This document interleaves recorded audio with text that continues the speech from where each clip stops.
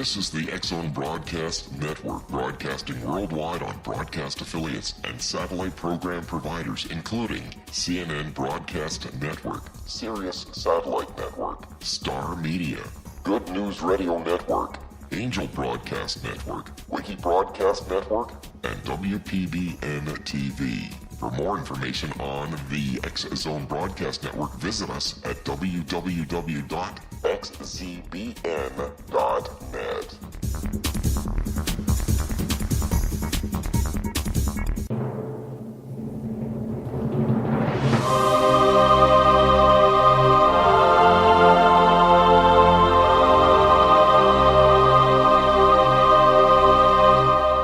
The Science of Magic with Gwilda Wiyaka is largely an opinion talk show. All opinions, comments, or statements of fact expressed by Gwilda Wiyaka's guests are strictly their own and are not to be construed as those of the Science of Magic or endorsed in any manner by Gwilda Wiyaka, Relmar McConnell Media Company, its affiliated networks, stations, or employees.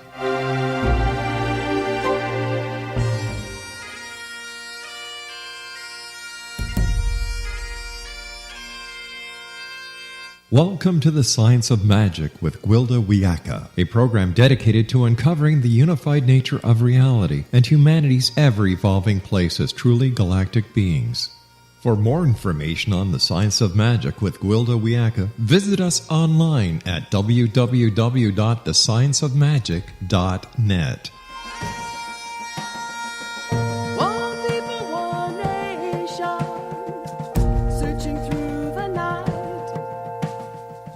Hello, dear friends, and welcome to the Science of Magic, a program combining the science and magic of today's leading topics to co-create new solutions and promote evolutionary thinking. I'm your host, Gwilda Wiyaka.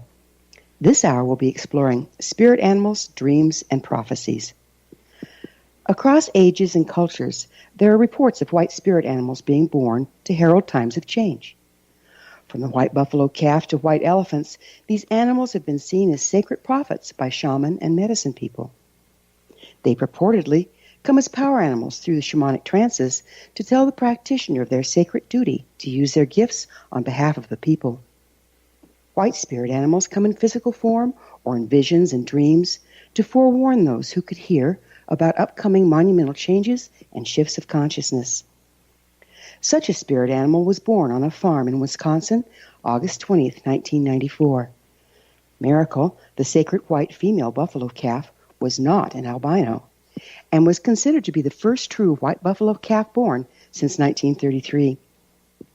She was extremely important to the religious beliefs of many American Indian and Canadian First Nation tribes, as she played a pivotal role in the fulfillment of their most revered prophecies. She was seen as a symbol of hope and renewal for humanity and for harmony between all peoples and races in our world today. What is cross-cultural belief in the sacredness of white spirit animals? Comparative mythology alone indicates there's more to the legend than meets the eye. Are there really more white spirit animals being born now, as some reports indicate, or are there just more of us out there to notice them? How can we understand what they're trying to tell us? With us this hour to explore the mystical powers of the white spirit animals is Dr. Zohara Meyerhoff Hieronimus. She's the author of numerous books, including her latest, White Spirit Animals, Prophets of Change. Zohara is a social justice and environmental activist and a professional artist. She founded the Ruscombe Mason County Health Center in Baltimore. Her website, whitespiritanimal.com. Zohara, thank you so much for joining us on the Science of Magic. Thank you for having me. I'm curious, you have D.H.L. after your name. What does that stand for? Doctorate of Humane Letters. Well, I'm not familiar with that. What is it? It's a doctorate, and that's what it is, from Saybrook University in California.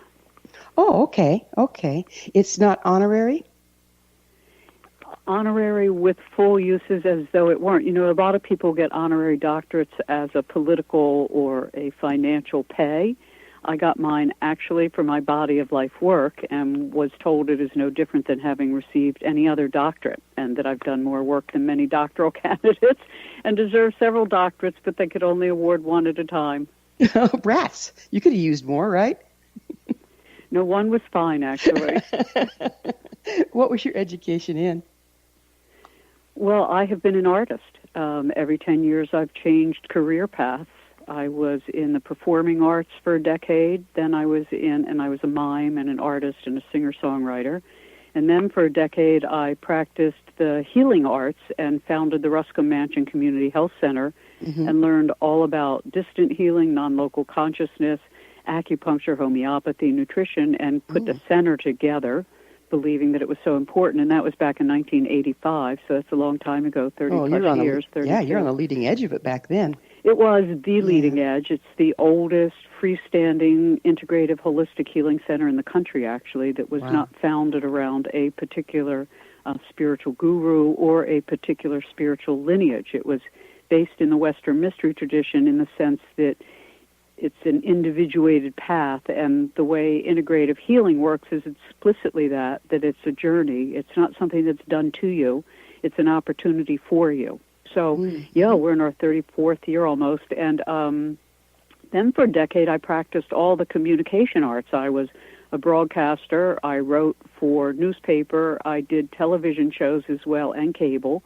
And then I did a decade of really dedicated esoteric study of Kabbalah and some of the shamanistic arts. So I've always been a student of the esoteric mystery tradition since I was, I guess about 14 deliberately.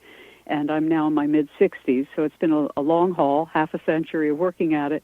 And then this decade that I am towards the last few years of, actually, I have dedicated to animal communication. So the truth is I went from the performing arts to the healing arts to the communication arts to the telepathic arts. How fun is that? And yet they're all related because they're all about the creative process. Yeah. So how'd you get interested in white spirit animals? You know, I've always been an animal lover since I was a very young child and have always practiced at communicating with animals, whether it was giving people messages from their beloved deceased dog or hearing a message from a now-deceased bonobo who was the study of one of my guests, Matata, who was one of the longest-lived captive bonobos. What happened was in March of 2013, actually, I had a waking day vision, and waking day visions have informed all 4 of the books I've done, in which I'm shown a pattern, sort of the as above, so below axiom, and I'm shown these interconnected realities between what we experience in the physical world and what's happening in the spiritual world. So in 2013, I had a vision specifically of a group of white spirit animals came and gathered all around me, and I to tell you the truth, Gwilda, I was stunned. I mean, I knew immediately I was in the presence of great elder teachers, and I felt that way. So I immediately responded, as I've learned to do over the decades of service, that when spirit beings, whether they are human, animal, nature, come to you, whether it's in a meditation, a vision, or a dream, it's not to be just looked at as so much debris in your life, that it was a very important moment. So I said to them, what can I do for you, and why have you come to me?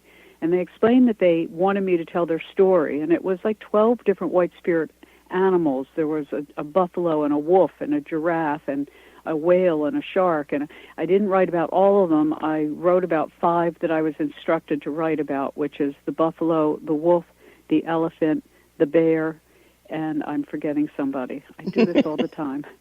Anyway, I don't mean to. I love them all. And what I learned from them, because they said they wanted their story told as a whole. I think I may not have included the lion. And that by telling their story as a whole, I would have a better understanding of their purpose. You know, white spirit animals had been something I'd been aware of, particularly, as you mentioned, the white buffalo that was born on the Hyders Ranch in the 80s. But this dream really showed me that there was something more important, that basically these white spirit animals are the prophets of the wild, and that it was an appropriate response emotionally. They are revered elders, and they're revered by the traditions in which they exist worldwide, whether it's the white lion in Africa or the white wolf across the northern plains, or meaning our continent, or the buffalo, or the elephant in Asia and India. And what you find when you study all these animals, or the white bear in the Colombian rainforest, British Columbian rainforest, is they've all been revered by indigenous peoples for centuries, if not millennium. Yeah, it's amazing, isn't it? It's why do you suppose there's this cross-cultural belief in the sacredness of the white animals? Well, I think white animals, firstly, these aren't albino. These are animals that inherit two recessive genes from their parents who may not be white-haired at all. In the same way, a red-haired, fair-skinned Irish woman has the same recessive gene that the bear has, actually, to make it a white bear. I think there's so few of them that, firstly, that stands out as notable. Secondly, they're white, so we see them unlike the rest of their species. A white bear is not a black bear. A white wolf is not a brindle wolf. A white elephant is not a gray elephant. They're kind of pinkish, actually. Mm-hmm. And a white lion stands different from a golden tawny lion. So people have noticed them. There is also the association with them in all of the tribal lore associated with each animal in their domain, their ecosystem, as being remnants of the last ice age. Mm-hmm. And it's said that their white coats are to remind us of the time in which we had these, basically one could say, telepathic rapport with the animals with whom we lived, that they were not looked at as beneath us, they weren't looked at as less conscious than us, they weren't looked at as not having the right to exist like we do, which is a very modern kind of entitleism that was totally the European culture. And instead, the elders revered them as they would give up their life for them, for their food or their protection. And so they understood that this was a reciprocal relationship, that this was a relationship of honor and of exchange, in the same way the universe is reciprocal, as I know you discussed. So the elders and the traditions around them and all the native traditions tell us that these animals are here to teach us, they're here to help us, and they show up when we are in the most danger during earth changes. That's pretty interesting, isn't it? Because, I know they don't do real well because they don't have the natural camouflage, but I'd never put it together that they came from the Ice Age. Yeah, and it's interesting because whether it's about the white lion, the white wolf, the white bear, you'll read the elder stories, and they're all about, climbing a ladder to the North Pole or getting ice on their coat as they went.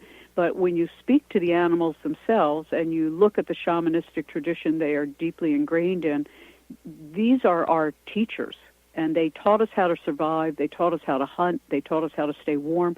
They taught us how to arrange our community. And that was one of the surprising things for me, Gwilda, in this journey, was that these were all matrilineal traditions, and they all still are. I mean, the wolf is the only one that has an alpha male and an alpha female, and they all stay together. The bear and the lion and the wolf, the elephant and the buffalo, all are matrilineal. After a certain age of weaning, the males are with the males, and the females stay together for a lifetime unless they breed with another herd. Right. I know the elk here are that way as well, and it's like honoring your own gender in a way, isn't it? And I believe that's how Native people, if you look at their societies, most are matriarchies, where this ethos of care is centered around the mother and child. And what these mammals said to me was not only telling us, please save as many of us as you can, and we'll talk later about why, but they also said, please restore your matrilineal tradition. This is what humans need, that we have lost this reverence for the mother and child, and instead it's women and children and animals who are the most abused on the earth through a patriarchy. I think the men are pretty well abused through it too. but they are, but in a different sense. Yeah. Well, you're right. There are male victims all over the world being shot for just standing where they stand. Exactly. Well, we're going to have to take a break from our conversation for a commercial time, but Zohara and I will return shortly, so don't go away. You're listening to The Science of Magic. Our current episodes are internationally broadcast and aired daily through the X-Zone Broadcast Network, xzbn.net. The X-Zone is based in Hamilton, Ontario, Canada. In service to our listeners, prior innovative episodes can always be accessed free of charge on our website, thescienceofmagic.net, and I always love to hear from my listeners. You can email me at info@thescienceofmagic.net.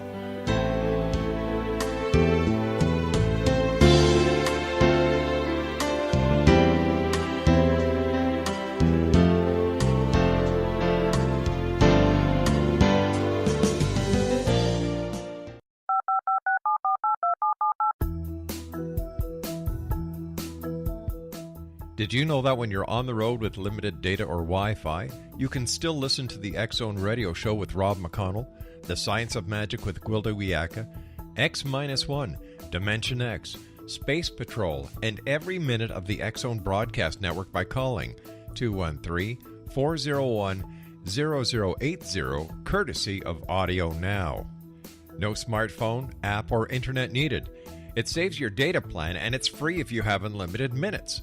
Call 213-401-0080 to listen on any phone, anytime, anywhere. Remember, 213-401-0080 for the best of the paranormal, parapsychology, and sci-fi radio programming anywhere, 24/7, 365. This is the X Zone Broadcast Network, broadcasting worldwide on broadcast affiliates and satellite program providers, including CNN Broadcast Network, Sirius Satellite Network, Star Media, Good News Radio Network, Angel Broadcast Network, Wiki Broadcast Network, and WPBN TV. For more information on the X Zone Broadcast Network, visit us at www.xzbn.net.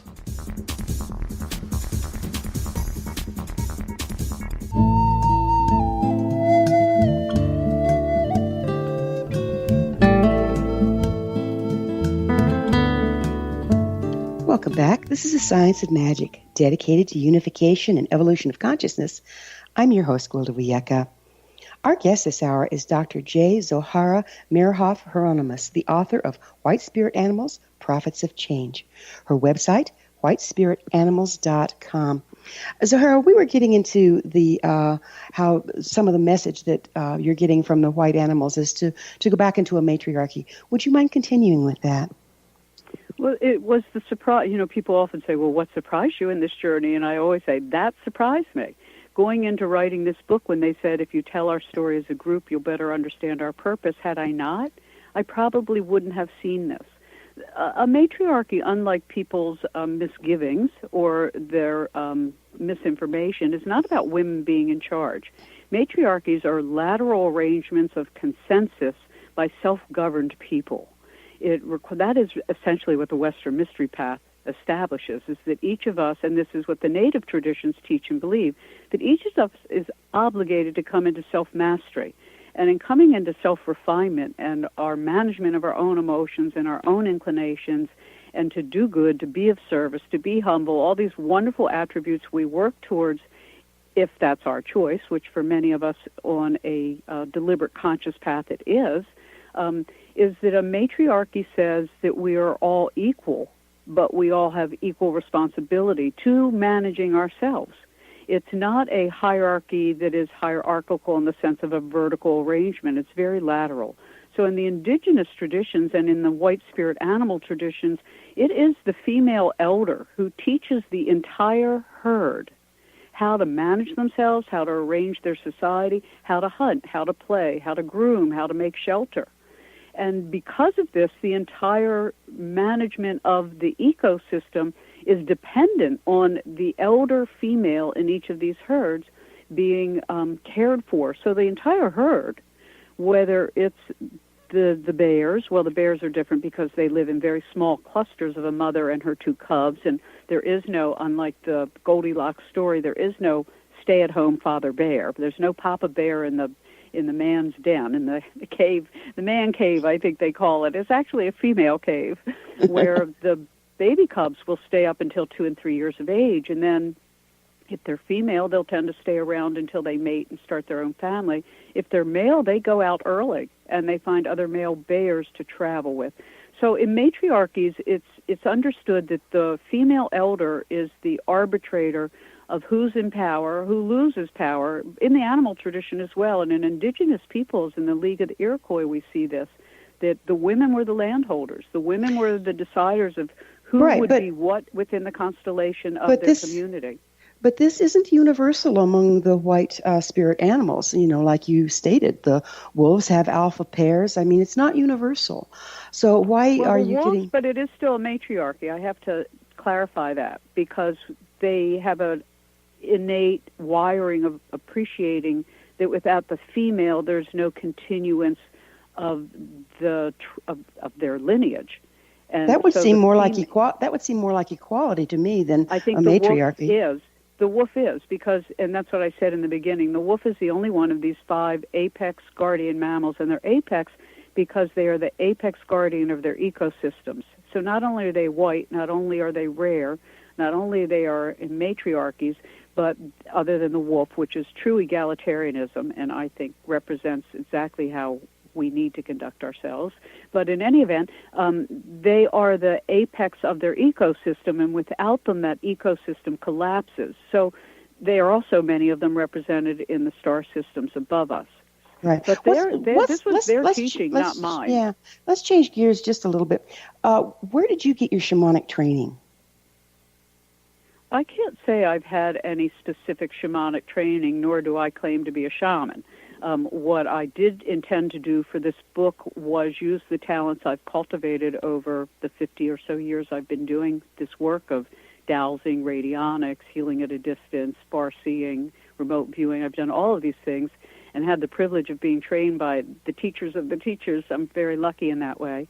But I have always had these skills. Since I was a young child, I've talked to the dead. Since I was a young child, I've given animal messages to people who are alive. But if you don't have training for the checks and balances, how can you be sure of what you're interpreting? You know, when you've practiced any art, that's like asking a writer who didn't go to school for writing how they become such a great writer. They'll tell you, I wrote every day, most of my life.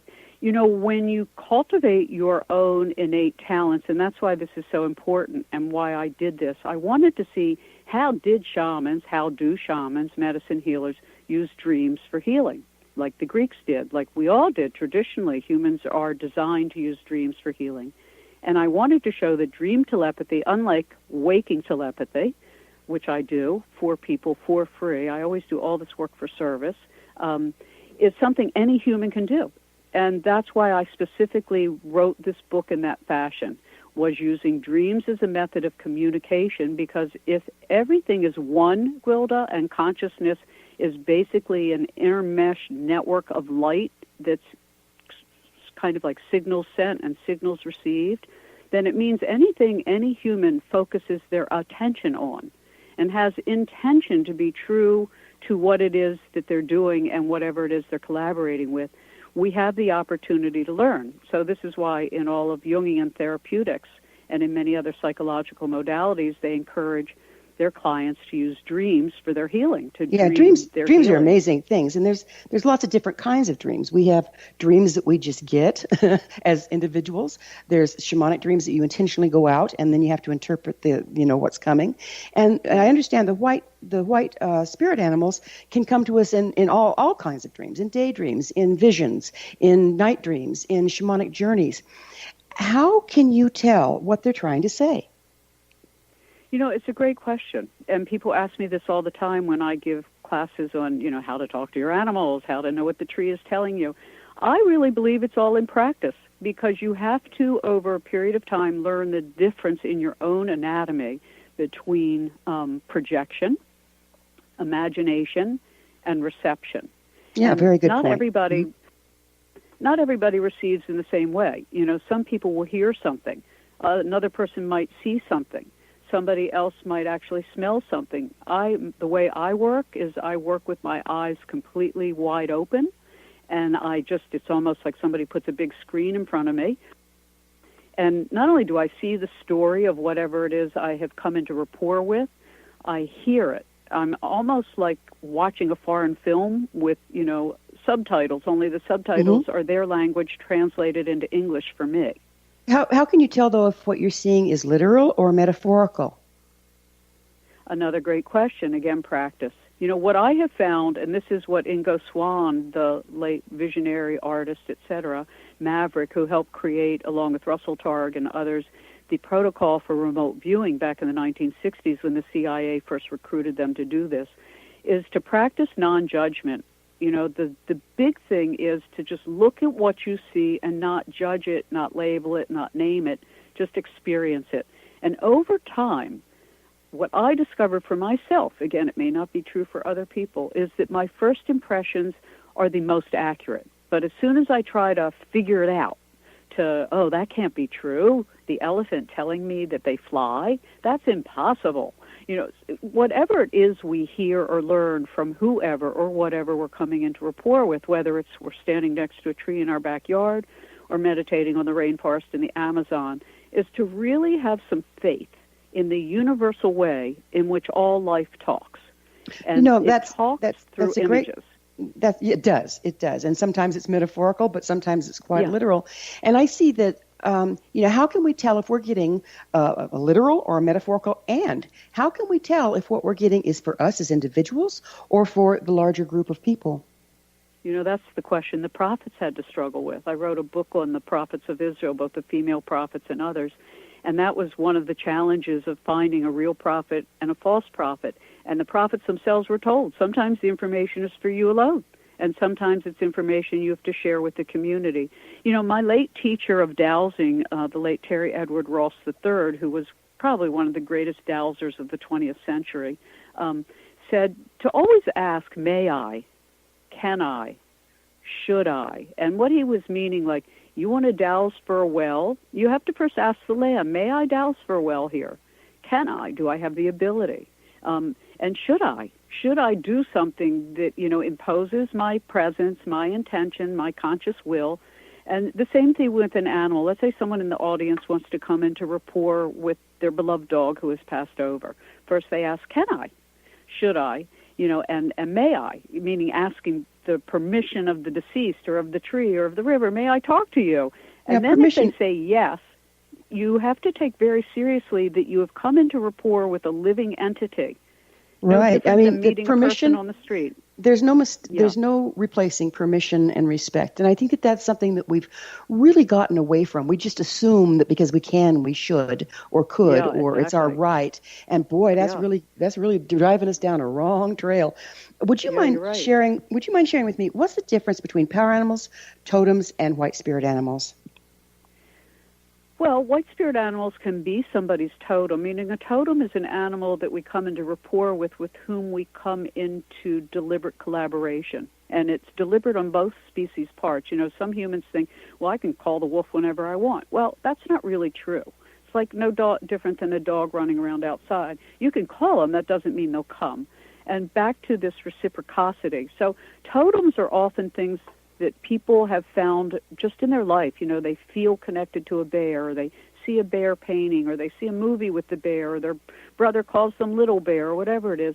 That can become a totem, meaning an animal with whom they have a personal intimacy, and with whom I have to say one is serving. It's very important to remember we are serving them as much as they are serving us.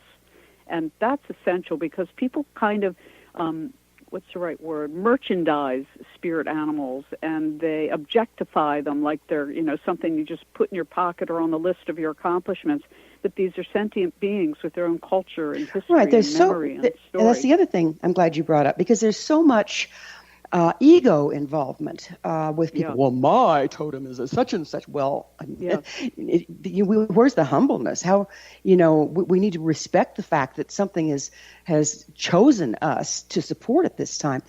How can we tell the difference between an individual totem that's with us, or are they representing the entire nation of that animal? It's both. I think it's always both all the time. Same for humans. I'm white, I'm Jewish, I'm a female. I always represent Jewish, white, and female.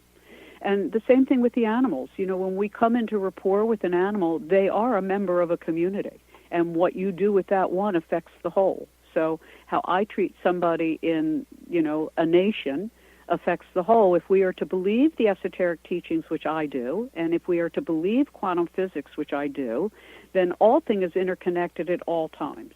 So there is never this reality that we have fractured and made, meaning it's not a reality that everything can be looked at separately, because anything we do, think, or say affects the whole. So the same thing, your totem may be wolf, and you have this one beautiful brindley wolf that comes with you everywhere, and you've been told its name we're going to have to pick up on wolf on the other side of a short pause. Okay. Zohara and I will return to our discussion on the other side of this break, so don't go away. We're coming to you through the X-Zone Broadcast Network, your place for the very best of paranormal, parapsychology, New Age, alternative health, and spirituality program. Don't miss the other fine shows and hosts on xzbn.net. You're listening to The Science of Magic, your resource for creative solutions in a changing world, thescienceofmagic.net.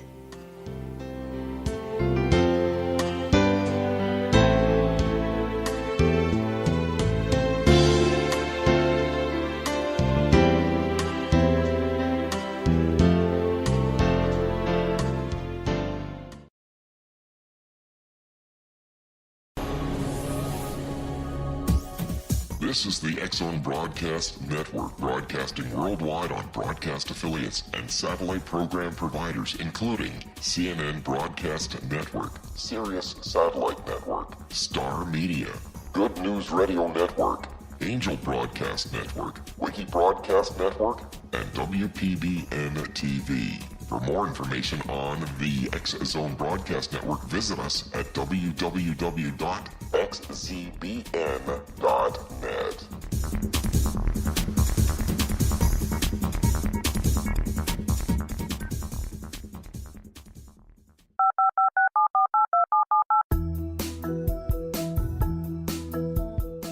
Did you know that when you're on the road with limited data or Wi-Fi, you can still listen to the X-Zone Radio Show with Rob McConnell, The Science of Magic with Gwilda Wiyaka, X-1, Dimension X, Space Patrol, and every minute of the X-Zone Broadcast Network by calling 213-401-0080, courtesy of Audio Now. No smartphone, app, or internet needed. It saves your data plan, and it's free if you have unlimited minutes. Call 213-401-0080 to listen on any phone, anytime, anywhere. Remember 213-401-0080 for the best of the paranormal, parapsychology, and sci-fi radio programming anywhere, 24/7, 365.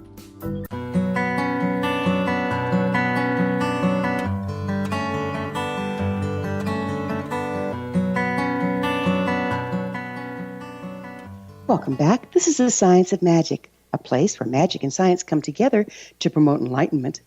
If you all enjoy the wonderful topics on our program, then visit my blog where the adventures continue at thescienceofmagicblog.blogspot.com. I'm your host, Gwilda Wiyaka. Our guest this hour is Zohara Meyerhoff Hieronimus. She's the author of numerous books, including her latest, White Spirit Animals, Prophets of Change. Her website is whitespiritanimals.com. So why do you, speaking of which, Zohara, why do you call the white spirit animals prophets of change?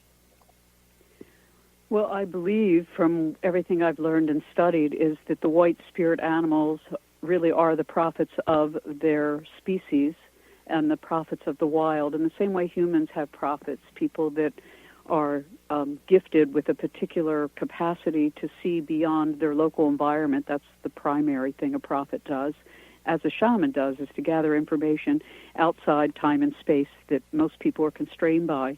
The white prophet animals are members of the, what's the right word to use, constellation. The same way they're group souls in humanity, like we're probably in the same group soul, thousands of us who come and go from incarnation to incarnation together to accomplish certain work, to make right work we've erred in the past. I believe the white spirit animals are a group soul of elevated animals that have committed themselves to A, being vulnerable and seen, B, having great responsibility to the human community, and everything associated with them is that they come when we are in the midst of earth changes or very difficult climatic disruptions or the loss of our own ethical and moral rudder.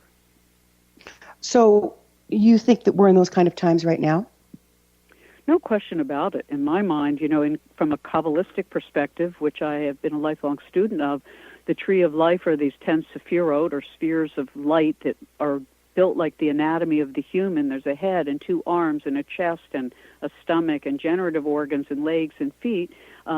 We are, in terms of the time span of incarnation within a Kabbalistic structure, in what's called Yesod. Yesod is the generative organs, and we are moving now into the bottom of the tree of life, the feet, which is called Malchut, which is the kingdom, and it also represents women and the moon. And in the next 200 years, we'll firmly be in the age of Malchut, which is when women and men will be equal, and women will come into complete and total leadership and being honored in an appropriate fashion, meaning we will finally walk our talk. So change is upon us, and we're in a sixth extinction physically. We are losing 27,000 species a year against a former background rate of 1 to 10. It's an accelerated die-off.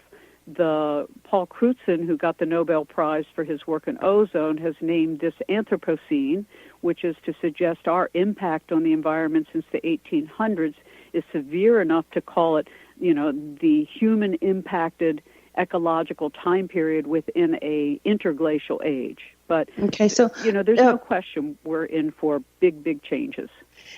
This, at least if you study the Mayan calendar and various other forms, including the horoscope, the ages, this seems to be a cyclic thing, whereby we move in and out of the galaxy, areas of the galaxy that supports either a masculine dominance, a feminine dominance, which I believe we've been in, and I think it's been every bit as damaging as the masculine one, to a time of balance. So as we move into the age of Aquarius, that's a time of balance. Are we talking about the same thing here?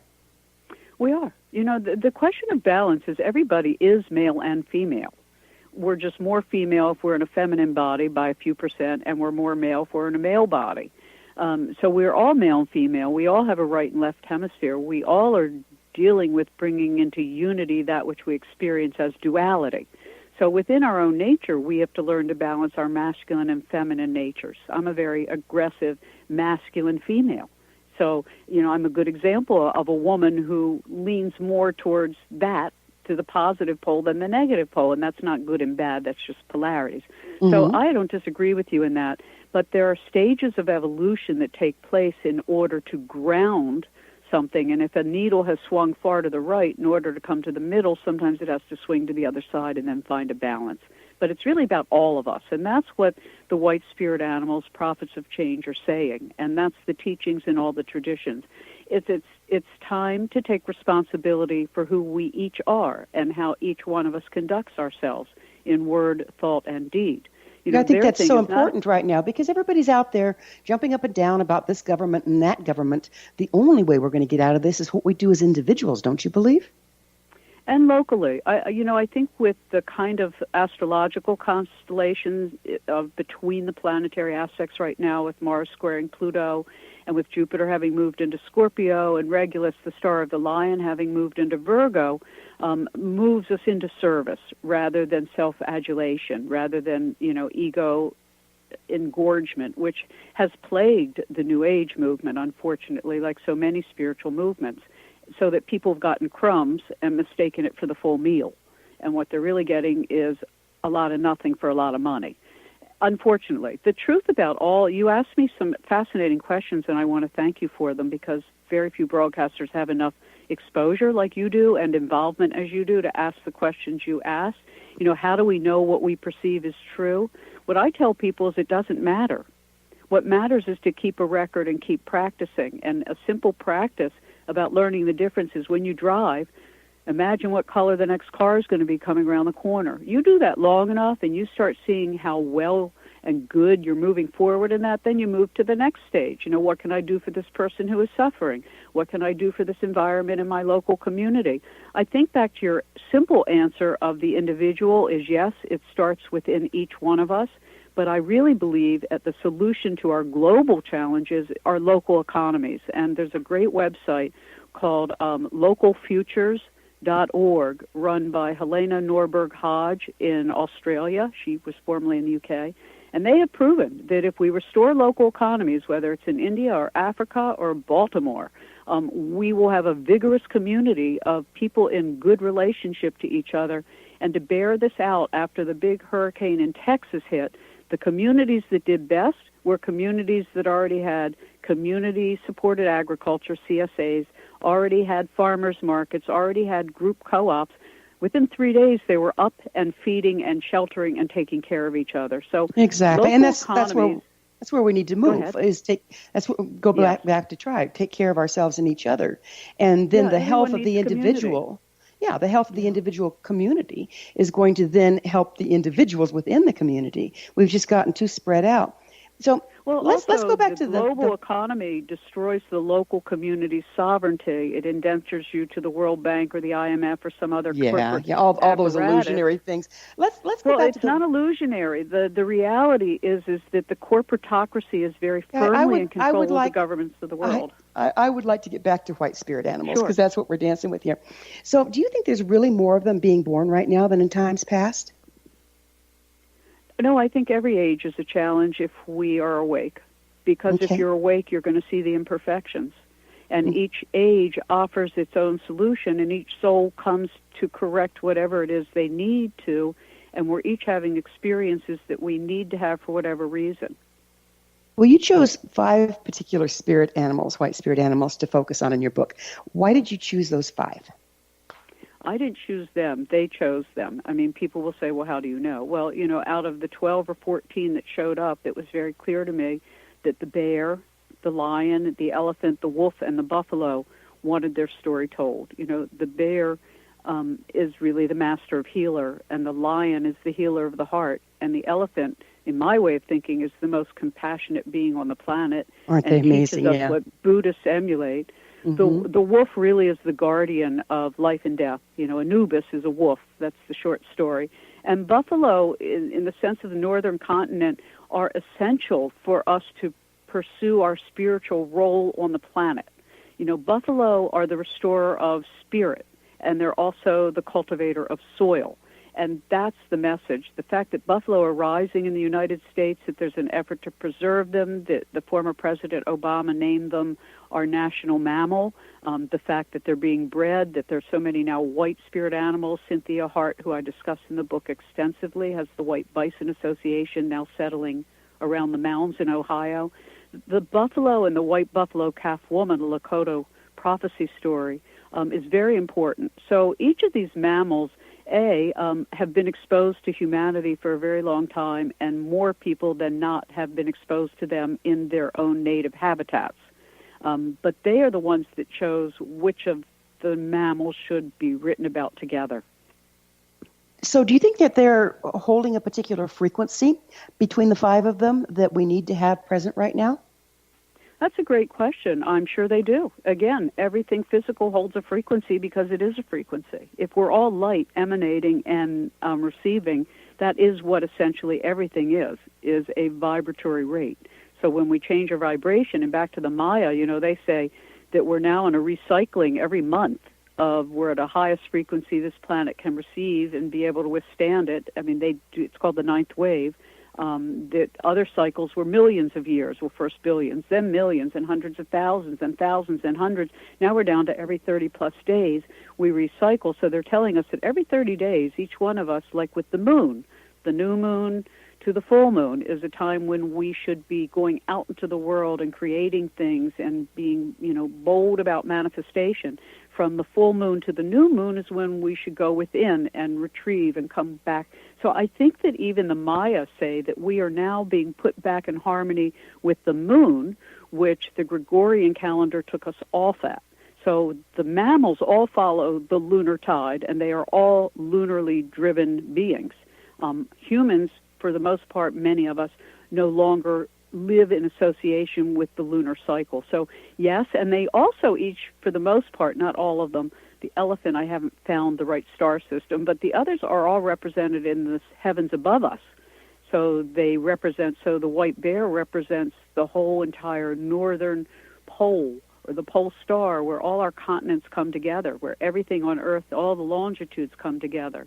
You look at the elephant, and its role in Asia and India for Buddhists and Hindus worldwide is they have always taught us how to show maternal care and how to keep community together, how to revere the elder, how to treasure our youngers. They're just the most compassionate beings there are. And they are said to stir the Milky Way. So there they are in the middle of our galaxy. We have the bear at the northern end of our whole planet, and then you have the lion, who Leo next to Virgo. It's so interesting when you look at them astrologically. There's a lot there. So yes, I do think, to your question, yes, I do believe they hold a frequency, and yes, I do think there's a reason they're all related. The bull is Taurus. Anyway, there's fascinating stories in all of it. There is, and I'm wondering, and we're about to have to take a break here, but we'll get on the other side of the break. I'm wondering what we can tell about the support they're giving us by the combination of the frequencies they're bringing and their the things that they stand for metaphorically, as well as how they get along on the planet. So we'll pick up on that on the other side, but we do need to take another quick break. Before we pause, let me remind you to check out the amazing upcoming Galactic Shamanism classes for both children and adults on findyourpathhome.com. Zohara and I will be back shortly, so don't leave us now.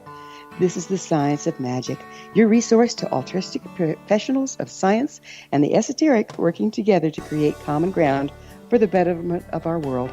Join our email family to stay abreast of all the exciting things we offer at thescienceofmagic.net.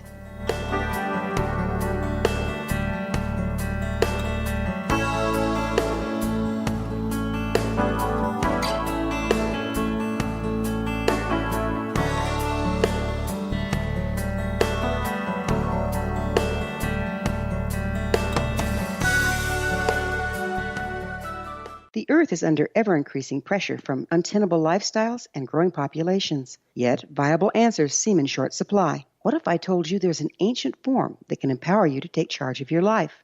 What if your entire family could be enfolded and supported by life itself, finding safe passage through challenging times? I'm Gwilda Wiyaka, founder and director of Path Home Shamanic Art School, with great news. An upcoming series of leading-edge online affordable classes based in an ancient form of shamanism, easily learned and used by your entire family. Galactic Shamanism, Art of the Ancients, Key to Tomorrow are a series of online adult and children's lessons instructing your entire family on natural law, how to cooperate with and be supported by the powers of the universe. Visit findyourpathhome.com to find these unique and powerful classes. This is the X-Zone Broadcast Network, broadcasting worldwide on broadcast affiliates and satellite program providers, including CNN Broadcast Network, Sirius Satellite Network, Star Media, Good News Radio Network, Angel Broadcast Network, Wiki Broadcast Network, and WPBN TV. For more information on the X-Zone Broadcast Network, visit us at www.xzbn.net.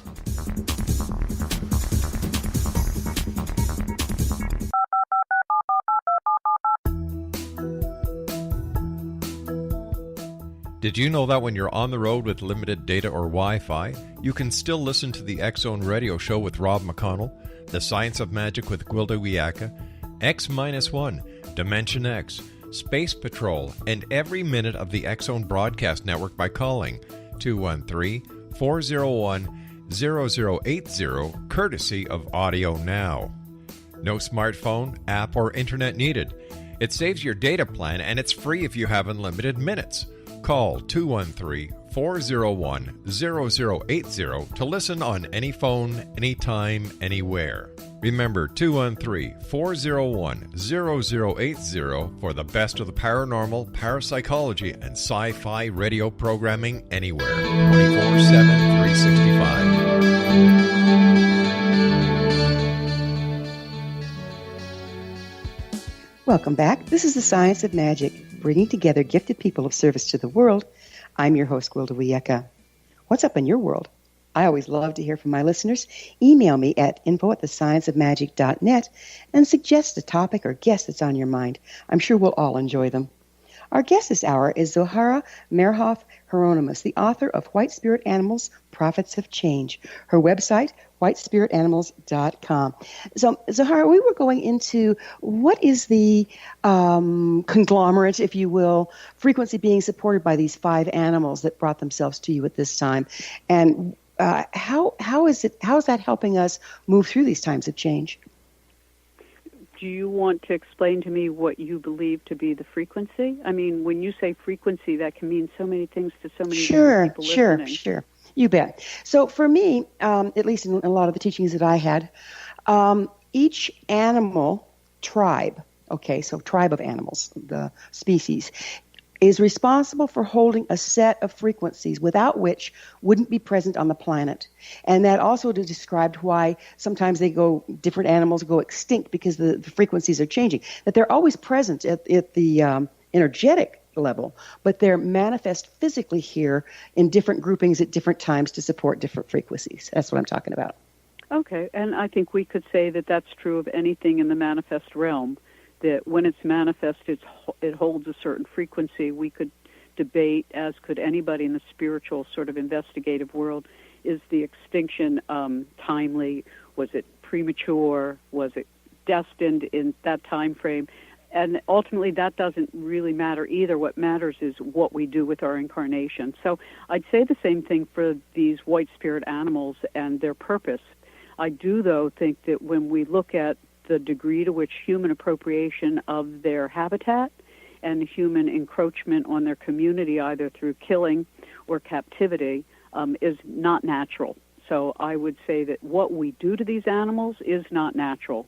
It's a bad habit of dissociation. Yeah, I wasn't trying to get into the political side of it. I was just trying to I'm not either. ascertain. I'm into a very physical as to why things go extinct, because there's a philosophy that if it went extinct, it was supposed to, and you hear this a lot in the New Age community. I don't share that opinion. That's an easy justification. I would say that it's a diminishment of the light, of some sort of light. So in any event, when we look at the beauties that these each hold, the bear, has preeminence over the woods and rivers and is really the teacher for us of earth healing and how to heal the earth, how to prepare ahead of time, how to bear witness, how to prepare housing properly in advance of the storm, all the things Bear does. So Bear is really essential in this way, and she's a mothering being that teaches us about teaching our young how to play, how to take care of themselves, and how to be self-sufficient. The lion is really about the alchemy of the heart. In alchemy, they're called the emerald gem. And when you look in alchemy, they were once referred to often by many peoples, Mesopotamian, Babylonian, Sumerians, as the Queen of Heaven.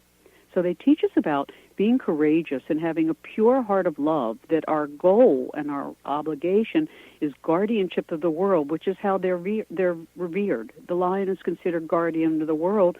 Bear is considered guardian of the north and where spirit comes from. So we're being told to protect the world and where spirit comes from. Elephant, as I mentioned, has the same lifespan as humans, a generally 80-year lifespan. They teach us compassionate action, clear mind. When Lawrence Anthony died, they showed up to mourn him. They teach us about telepathy. The wolf and the wolf packs can be as large as 80 to 30-some wolves. They have a 25-year lifespan.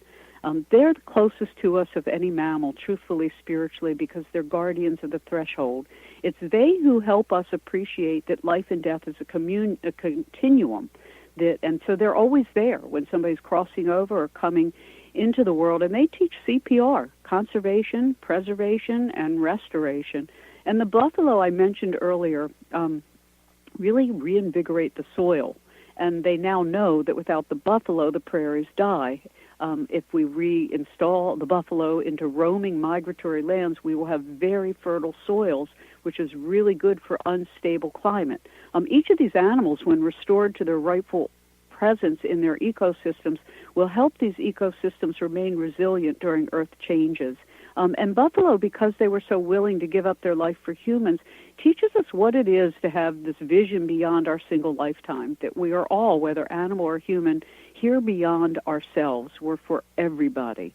So I think if we look at those 5 mammals and what they're teaching us is to care for the earth, care for each other, take care of the universe, be good stewards, plan ahead, plan for housing and shelter now for times that are more difficult. It's our noble-hearted guardianship that is at stake, and that we all have the capacity to do the work each of us is here to do. We just have to desire to do it. You speak of dream telepathy, to change gears a little bit here. What exactly is dream telepathy? Dream telepathy is a little bit like lucid dreaming, but not quite. Dream telepathy says you go to bed with a very particular answer, and if you're lucky, over a period of nights, you may wake up with an answer. So it's, how is my Aunt Dorothy? Or what does the wolf in my woods need? Or that little bird that didn't seem to be able to fly, is there anything I can do? Whatever your question, frame it very clearly before you go to bed. Call the animal, the tree, the person, the object, the issue into your heart. say it 3 times and ask for permission. Would you communicate with me what I can do for you? Or will you communicate what I need to know for healing, or whatever it is? But it's to be very patient with yourself in the process. Write down anything you can remember when you first wake up or during the night. And over a period of time, it might be in a group of dreams, it might be in a single dream, you might not hear anything for a month. Stay at it, I promise you. To everybody listening, you can use your dreams to answer any question you have about anything, anywhere, anytime, but it takes practice. So you're telling me that everyone can engage in this if they just practice it. Yes, I believe that. I think it's one of these inbred biomind superpowers, as Ingo Swann used to call them, like remote viewing or telepathy in the daylight. Yes, I do. I think it's one of the gifts we've been given that we've let atrophy, and that we should really invigorate in each of our lives. Do you think that this is a time when we have a better opportunity to do that than historically? Well, I think now, in particular, with Jupiter having gone into Scorpio, my gosh, everybody can be able to pull out what's hidden within their life, within their heart, within their mind, within their desire of, like, why am I here? Well, every day is a little different, but there are some general things each of us have agreed to before we incarnated that we wanted to do with our incarnation. Maybe it's to be a mother, maybe it's to be an engineer, maybe it's to be a broadcaster, maybe it's to be a late life painter, whatever it is. Answer the call, because the call is the soul calling out to you. And when we dream, our soul is really speaking, and we have an opportunity to all speak together in our sleep. And so, like the Aborigines do, they communicate mostly through telepathy during the day. So dream telepathy is a way we can use our nighttime, which is half a lifetime mostly, to really do some of the work we're here to do. So you speak of unhinging our consciousness from Earth's matrix. Would you go into that for a little bit? Yeah, very quickly, because we're almost out of time, I know. But there have been 2 major events that happened since the 1600s. One was moving off the lunar calendar, which I mentioned earlier, and the installation of the solar calendar in its place. It took us away from an understanding and a real relationship to our biorhythms. The other was when the Greenwich Meridian was changed from the Great Pyramids, which represent the 3 belt stars of Orion, which point to the galactic center of Alcyon, and they moved it to Greenwich Meridian, to Greenwich, England. It was sort of, as I call, 2 processions of empires. The Roman Catholic Church put us on the solar calendar, and the British Empire took us away from the esoteric marker system that united all sacred sites on Earth and all places of life that connected us to the galaxy. So we unhinged from our physical biorhythms, and we unhinged from our spiritual matrix, which showed why a stone circle in Ireland and a stone circle in Ohio were connected in exactly the same way, because they all pointed to the galactic center. Now it's kind of like it's wherever it is, but we lost our sense of connectedness. And those 2 things, those realignments of understanding that the Great Pyramids at Giza represented the undying stars that, will always guide this planetary evolution. I mean, maybe we'll shift someplace in the galaxy in the future, but for now, and when we lost that, we lost our sacred internal connection between us all. And the moon, we lost our connection to ourselves and the fact that we're water beings. We have about 1 minute left. How can the white spirit animals help us reconnect to the earth? By serving them. I would say serve your local environment. If you have birds, feed them. Whatever is needed by any animal you encounter, know that this is the call of the white spirit animals. And if animals aren't your thing, help with the environment or help with other people. Their message is to be of service, to be humble, and to know that the work before us can be done if we all do it together, both as humans, as animals, as sentient trees and rivers. The entire earth and our consciousness is one connected fabric of life, and all life talks. So we're not alone here, huh? Definitely not alone, and thank goodness for creation being as majestic and perfect as it is. Don't you think that when we really start to recognize that we're all just cells of a larger organism, we'll have a little more respect for our relations? Amen. Amen. It's a little tiny shift, a little micrometer change in awareness that everything is related to everything at all times. And it never changes from that. Unfortunately, we're out of time. It's just been wonderful having you on the show. Thanks for being here. Thank you so much. Our guest this hour has been Zohara Meyerhoff Hieronimus. She's the author of numerous books, including her latest, White Spirit Animals, Prophets of Change. Her website, whitespiritanimals.com. This has been The Science of Magic. Join our email family to stay abreast of all the exciting new things we have coming up at thescienceofmagic.net. Until next time, dear ones, may you be blessed with knowledge and comforted with love as you listen to the wisdom of our animals.